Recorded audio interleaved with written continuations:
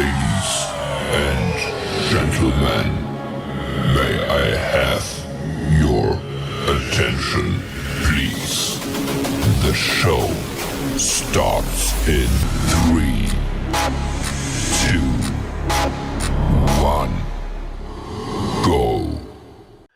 Good morning, CaneSport. It's April 15th, 2022. I'm Gary Ferman, the publisher of CaneSport.com, joined as always by our managing editor, Matt Shodell, as we discuss the news of the day, presented once again by LifeWallet, where the time is now to take charge of your personal health, and the time is now to reel in an offensive lineman by the name of Amarius Mims, who we still believe is going to visit the Miami Hurricanes at some point today. We'll talk about that a little bit later. But Matt, before yesterday, I'm going to be honest, yesterday took a big toll on me.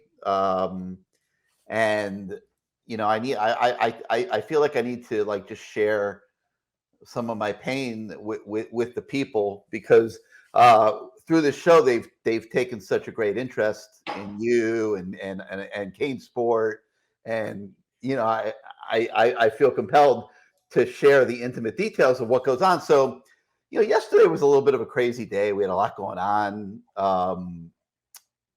Just that there was a ton of news, recruiting, a lot of visits, a lot of interviews. It was a busy day for us at CaneSport. And, so I was on the phone with Matt, at some point in the morning.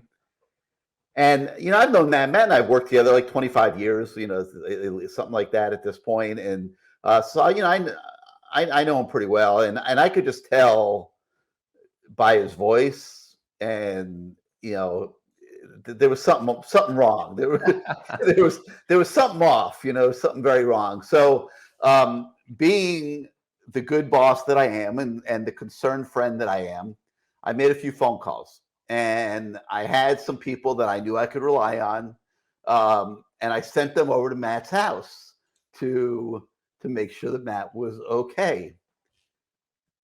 I mean, it was horrifying what they found when they got there. I mean, this was unbelievable. Take a look at this. All right, so sitting on the sidewalk outside of Matt's front door was a human stone crab demonstrating against the pain that is inflicted upon them every time Matt Shodell gets in a boat and goes out stone crab fishing. And it all started to come together for me. I mean, this is what had Matt so rattled, because Matt's a good guy, and he's not a killer. He's not, he in real life he's not an assassin. He's not a killer. He's not a murderer. But when he gets on that boat, woohoo! Oh, sweet.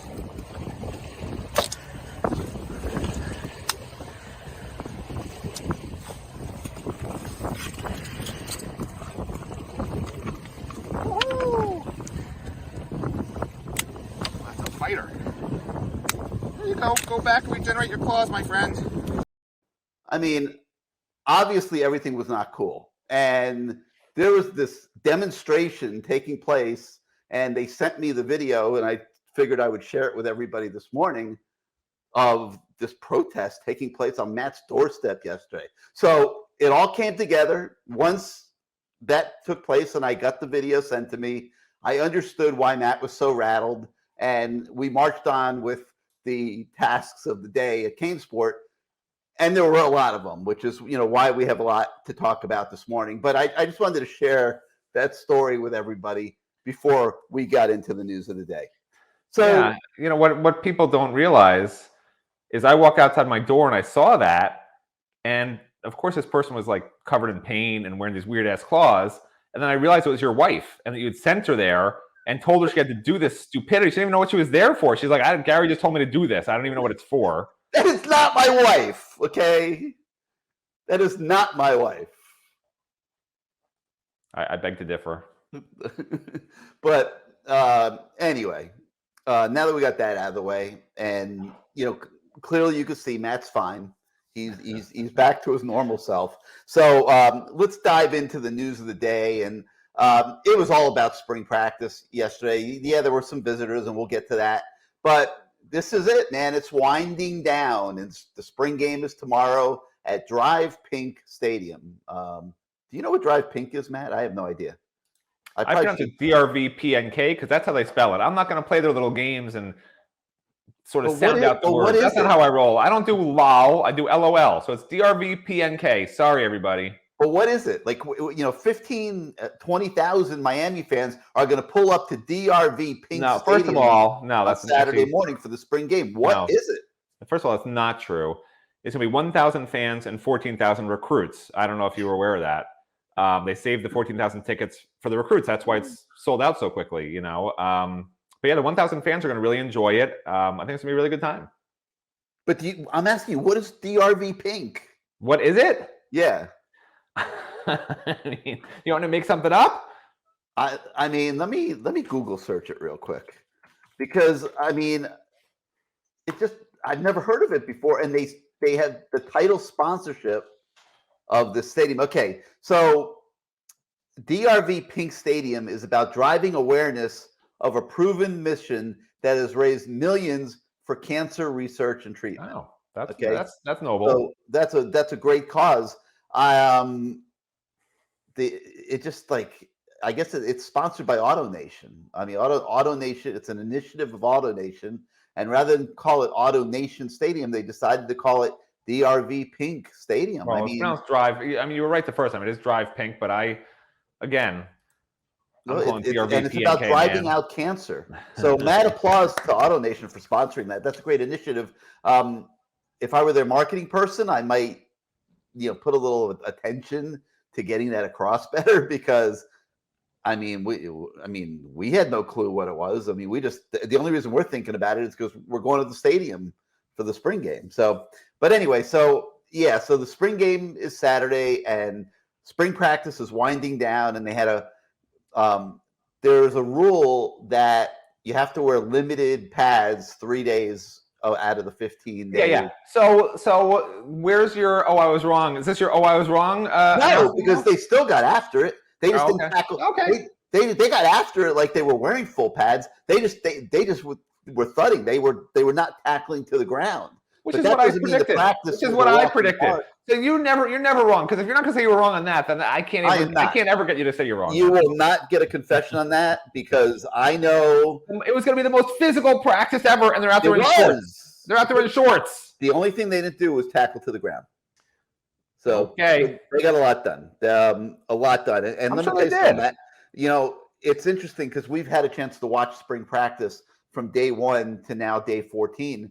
I don't know if you agree with me or disagree with me, but I'm going to go with disagree.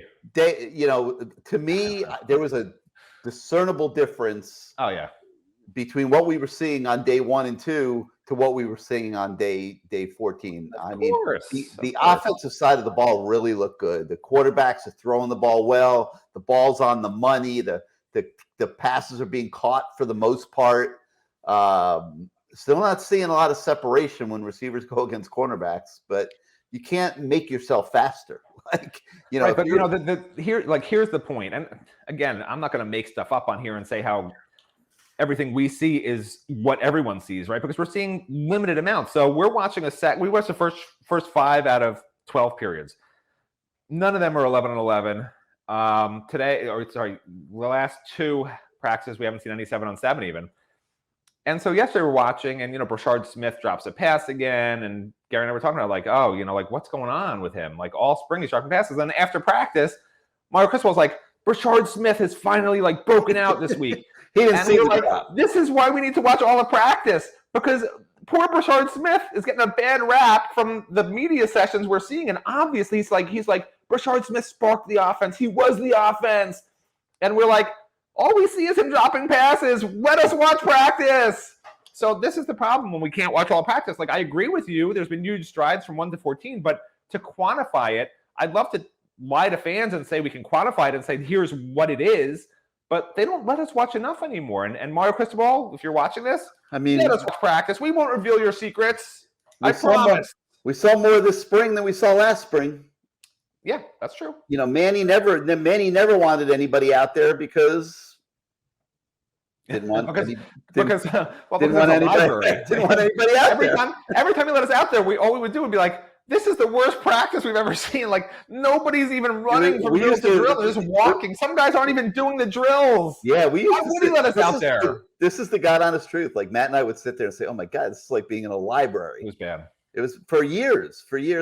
Yeah, not like that anymore, folks. So anyway, a lot on the website today. We've got big interview with Mario Cristobal, and Mario expounds on a lot of different things as spring practice starts winding to close. Talks about NIL as well and some different things.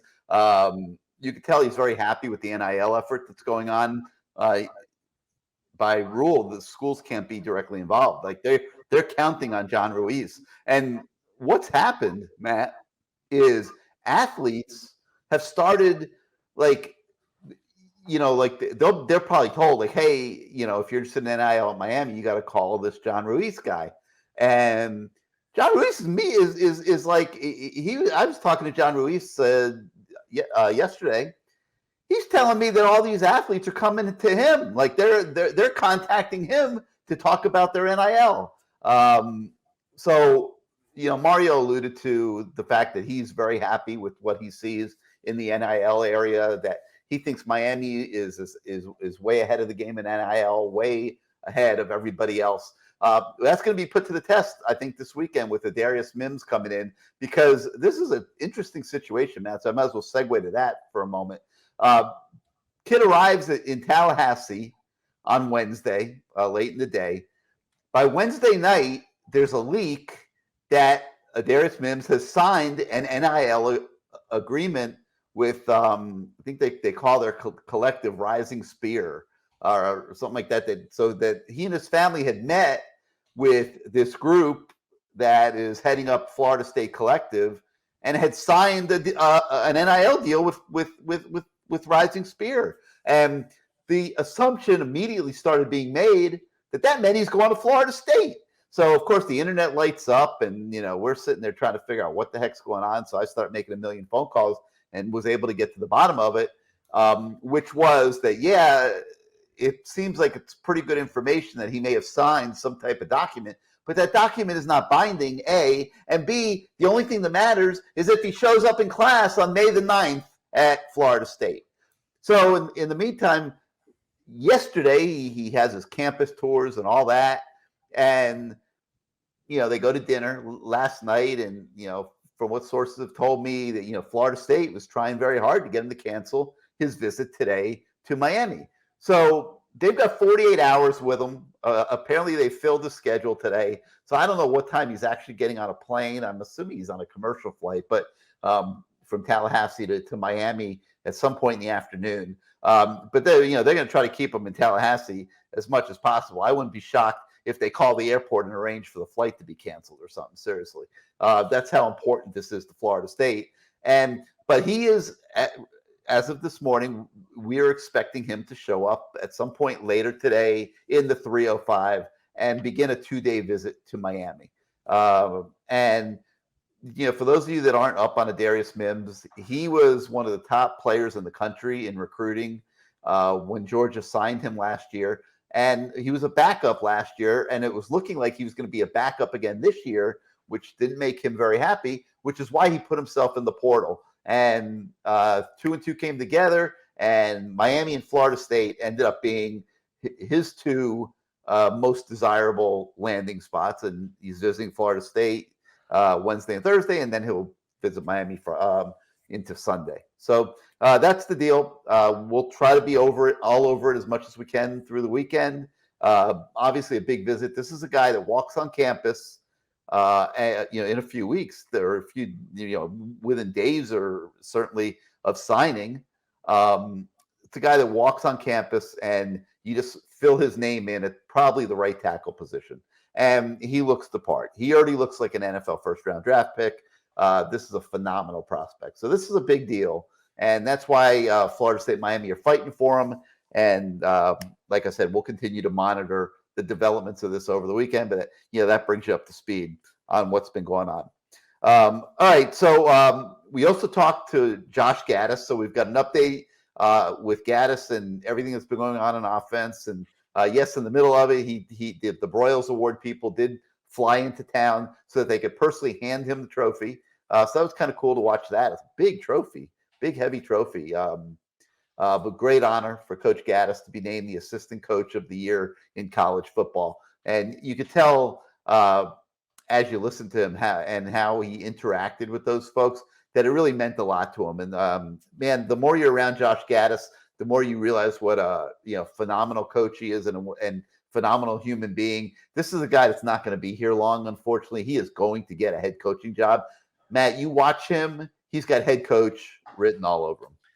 Oh, it's finally my turn. All right, so we're going to go back about 20 minutes ago, and I could finally talk about the NIL stuff. So I thought it was funny. I think, if I'm not mistaken, I don't want to single out the reporter, but it's a very good reporter and covers multiple sports. And I think his question to Mario Cristobal at NIL was, how do you sell NIL in recruiting? Am I remember that correctly? Was that the question? Mm-hmm. Which is sort of like a trap, right? Because you're not allowed to sell NIL in recruiting. And I love, if you go back and watch the video on our story on the front page, Mario handles it like a pro. Like, he doesn't bat an eye. Believe me, Mario knew what that reporter wanted him to say. Like, that's the headline. Like, Cristobal promoting NIL to recruits, right? Which would be an NCAA violation. Yeah. But that same writer's been baiting him a lot lately, like trying to get him in trouble a lot lately. Yeah, there've been a lot. There's been a lot of questions. But I think some reporters are asking about guys. Reporters are asking players about guys who aren't even on campus yet. It's illegal. Like, we've literally been told, don't use this quote, don't use that quote, because it's illegal. The student athletes don't know it, and some of the reporters, unfortunately, don't know the rules either. It is what it is. But there's guys who have committed to Miami, and you're not allowed to talk. If you're a coach or a player, you cannot talk about them. You just can't. It's an NCAA violation. Like we're watching Mitchell Aguda out on the practice field. He can't practice yet. He can't. He's not officially there until he actually enrolls in class. So that'll be summer A. And the other questions like how much is Jason Taylor helping out in defensive line drills? Jason Taylor's not allowed to help out in defensive line drills. These are questions that have been asked that maybe the reporter doesn't understand, but these are NCAA violations. Like, if you're not a coach, you can't help a defensive lineman in drills. You're not allowed. Ed Reed can't do it. Jason Taylor can't do it. Maybe you guys out there in the fan verse and the YouTube verse don't know that either, but that's a fact. Like, the NCAA rules are crazy difficult. It's why every coach has to take a test before they're allowed to be a coach. And this is not an easy test. These are ridiculous rules. Why is it good for a student athlete to not be allowed to be coached by Jason Taylor? Why is that good for a student athlete? Explain that to me. I guess they're doing it to even the playing field, but it's at the detriment of the exact people that the NCAA was supposed to be protecting and helping. You can't convince me that not letting Jason Taylor or Ed Reed give some pointers to a player that he sees doing something wrong should be a violation. That's ridiculous. That's one of many problems the NCAA has. Anyway, so you also mentioned Mr. Mims, and I texted him a couple of times. We've been corresponding, so I texted him. I said, "Are you still coming to Miami?" That's what I texted him, and he responded. He says, "I'm just focused on self-love." That's what he responded. I don't know what that means.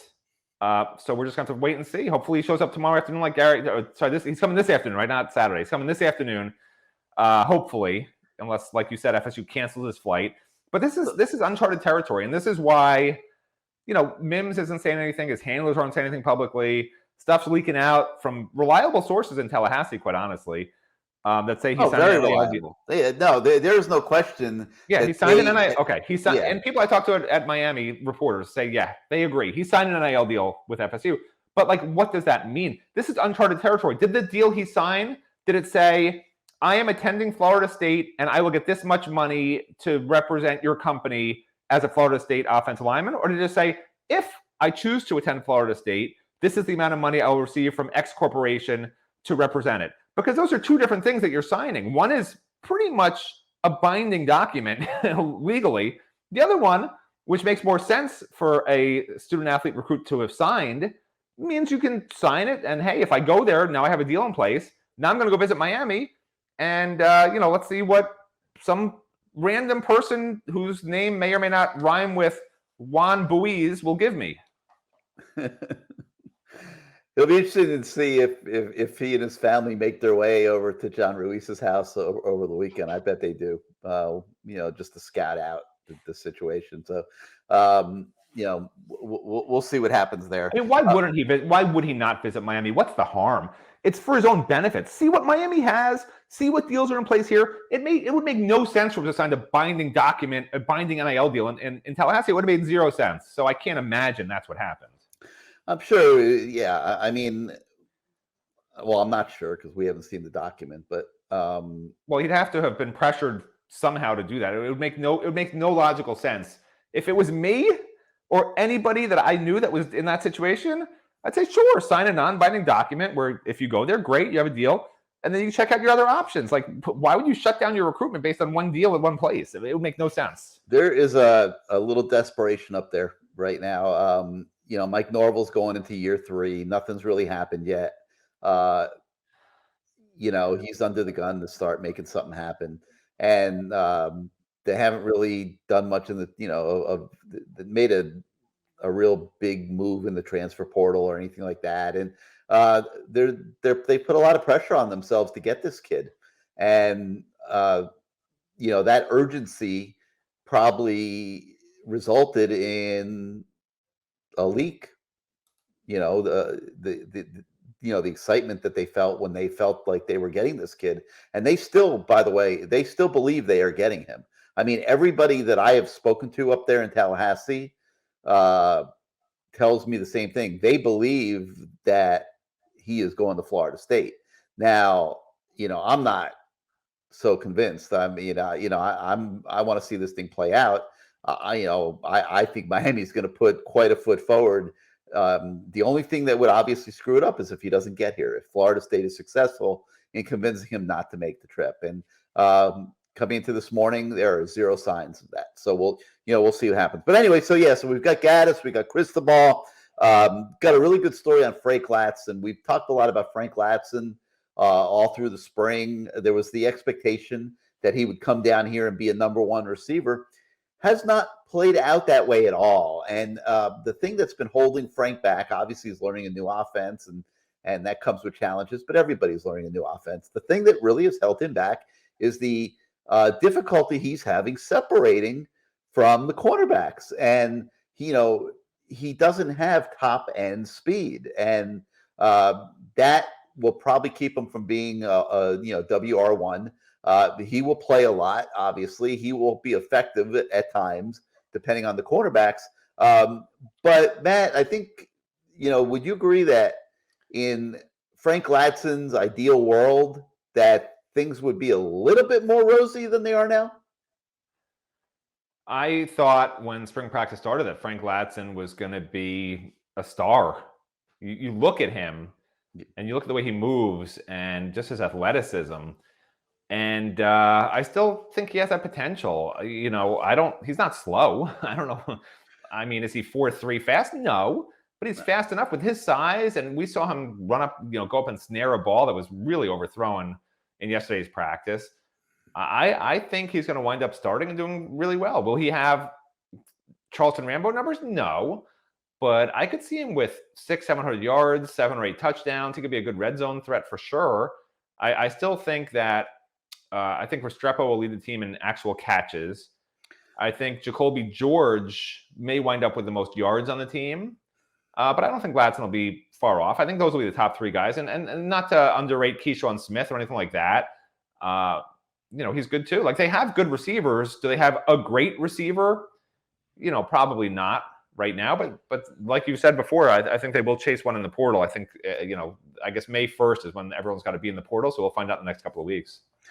When we watch, there's one guy at that position that just jumps out at me every day, and that's Xavier Rastrepo. There's nobody else that's jumping out the way he is, and that's just a fact. I mean, after 14 practices, I will call that a fact. That's not even an opinion anymore. That's a fact. That kid Xavier Rastrepo is standing out every single practice. And by the way, I wouldn't be shocked if there's 2 tight ends in the top 5 receivers when it comes down to the final numbers in yards. And one of them might be named Jaleel Skinner. Okay? No question. I don't think there's any question that Jaleel Skinner is going to be in the top 5. Yeah. They would be negligent if they weren't looking for a lot of ways to get him involved in the fall. Listen, you recruit a freakish athlete like that, you got to use them. You're only going to have them for 3 years, so you might as well not waste any time. Jaleel Skinner needs to be a big part of the offense. I think you will see that happen. I think you'll see him line up at different spots, and he will catch a lot of footballs, like Matt said. But so will Xavier Rastrepo. And it looks to me like Rastrepo is going to be the leading receiver on this team. But we'll see what happens. By the way, did you see that this ESPN poll? Way too early poll, but they have Pittsburgh number 9 and Miami number 18, which I think is ridiculous. I wish I could wager money on which of those rankings would be more accurate, by the end of the year. And that was before all these transfers started showing up. Like, nobody knows what Miami's going to look like in the fall. I mean, this team is being transformed minute to minute, day to day. Listen, by the end of the weekend, you might have a new starting right tackle, and that's an elite 5-star player that nobody even imagined would be playing for Miami. Nobody thought Mitchell Agood would be here, and boy, does he look good. Wait till you guys get a load of this guy. Like, he's a good-looking defensive end prospect. So, these people that are doing the rankings, they don't know what Miami's going to look like in September. Nobody does. So it really doesn't mean a whole lot. But the mistake that the fan base makes every single year is that they don't value the Coastal Division teams. Like, they just think everybody stinks, and everybody doesn't stink. And that has not been the case. Pitt has been very representative. Virginia has been representative at times. Virginia Tech, they all take turns. North Carolina, obviously. Nobody is good every single year, but they all take turns being good in spots. Even Wake Forest was a good team last year. So, the ACC is kind of goofy, whatever. But, I think Miami is clearly moving in the right direction. What that'll mean, wins and losses in September, October, November, we'll see. Anyway, so Frank Ladson, we got the story on Frank Ladson today,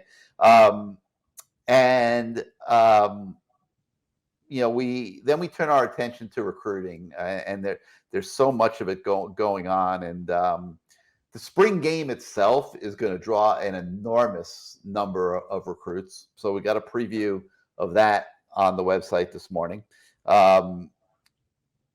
We've got, we've got a couple stories on kids that have visited, a running back from Alabama, a receiver from Pennsylvania.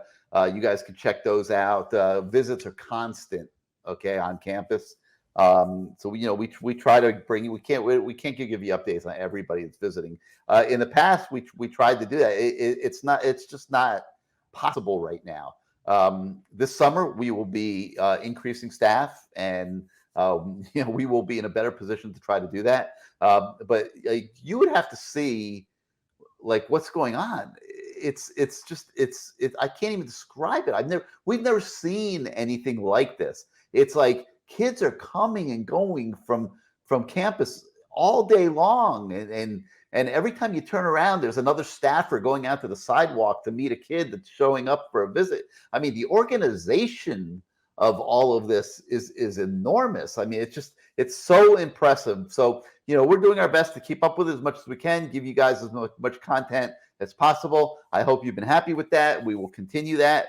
After spring practice, the coaches, it's going to change a little bit because the coaches are going to go out on the road. So there won't be so many campus visits. The coaches are going to be going out to the recruits. So the dynamic's going to be a little bit different here starting next week. But it's been a crazy spring, like Matt said, with tons and tons of visits. All right, we got a few more things to talk about today. But before we do, let's hear from our friends at LifeWallet. We here at LifeWallet take security very seriously.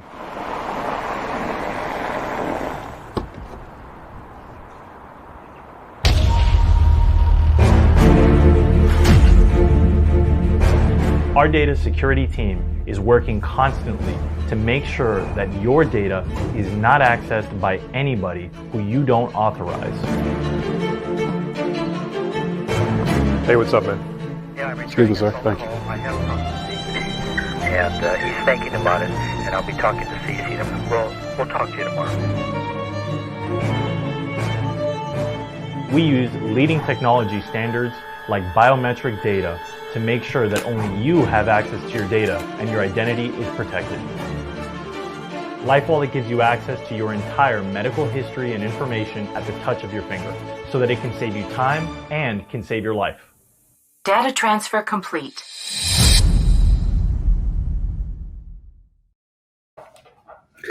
All right, so let's see. We got a couple other interesting things on the website this morning. The one story that I think is kind of cool is there's a pair of twins from Fresno State, and these girls are like social media freaks. Like, they have tens of thousands of followers. Millions. Yeah, I mean, yeah, you're Don't right. tell them short. I mean, millions. Yeah, no, literally millions on some of their platforms. It's just an amazing story. So anyway, these girls have figured out that the more they move around, the better their reach becomes, the more followers they get, the more value they have. And so they came to Florida for spring break with their family, and thought they'd make a little side trip and to explore their NIL possibilities at Miami, which they've done. And now today they are taking a visit to the women's basketball program, and they're really good players. And if things go well, we think there's a great chance that that these two sisters, their names are Haley and Hannah.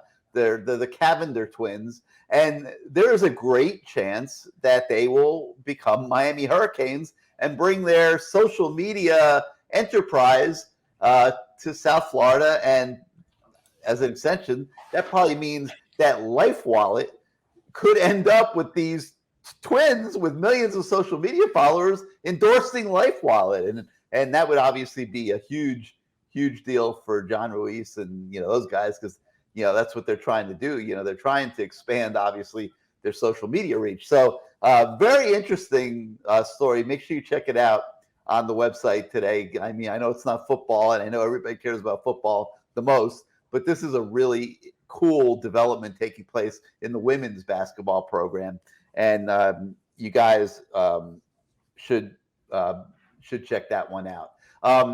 Men's basketball also has a lot going on, and we have a story today with Art Alvarez, who, those of you who have followed local basketball circles, you know who Art Alvarez is. He's been a coach locally. I think he had Angel Rodriguez rather, as part of his athlete stable, so to speak, before he came to Miami. So Art Alvarez, talks to us a little bit about this new transfer prospect that Miami's looking into by the name of Norchad Omier. He's from Arkansas State, and another one that I think has been looking at NIL opportunities, and a great chance that he ends up a Miami Hurricane as well. So make sure you check out that story on the website today as well.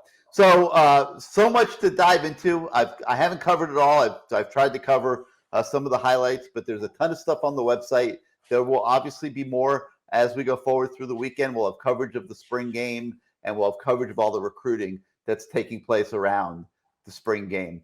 So that's going to do it for today. We thank you for joining us today on Good Morning CaneSport.